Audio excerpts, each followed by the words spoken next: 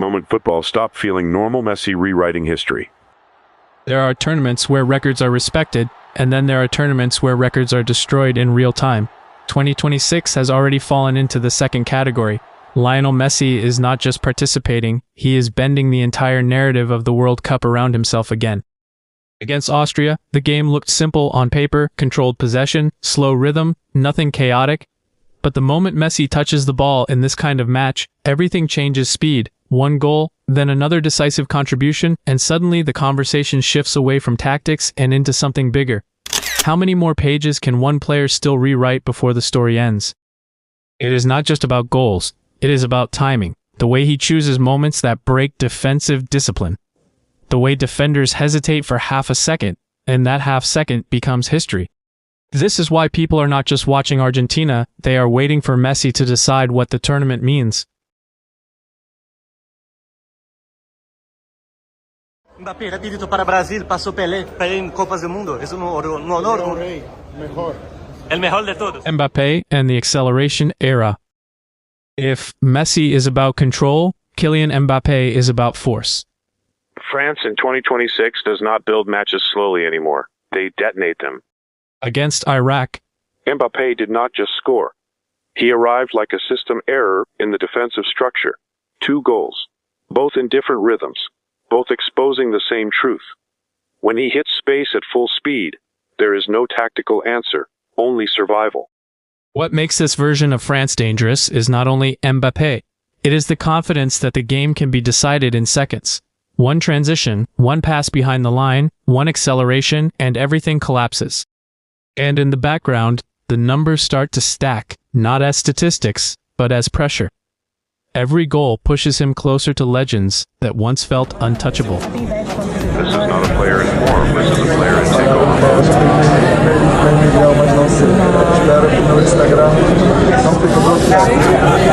Você não tem nem milhão.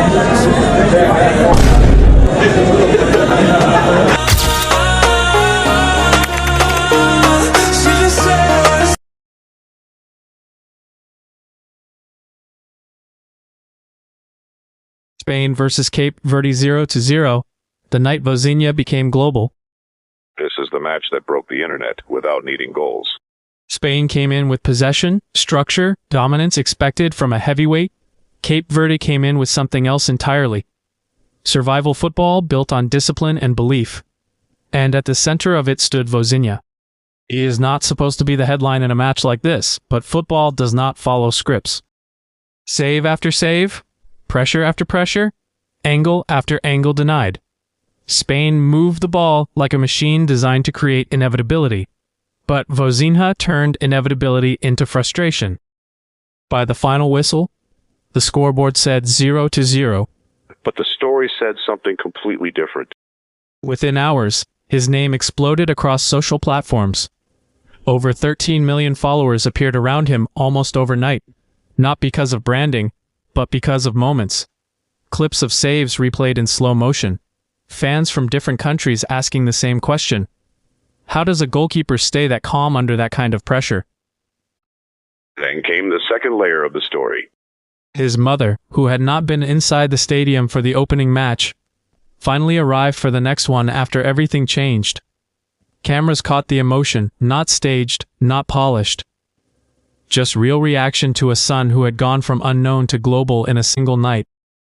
This is why this match matters, not because it ended 0-0, but because it proved Norway versus Senegal 3-2. Chaos with no breaks. This was not a match. It was an argument between two styles that refused to compromise.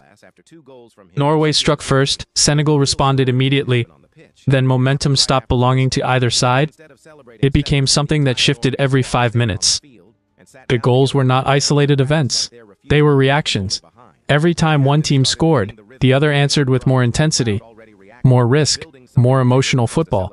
By the final stages, defending stopped being about structure and started being about exhaustion.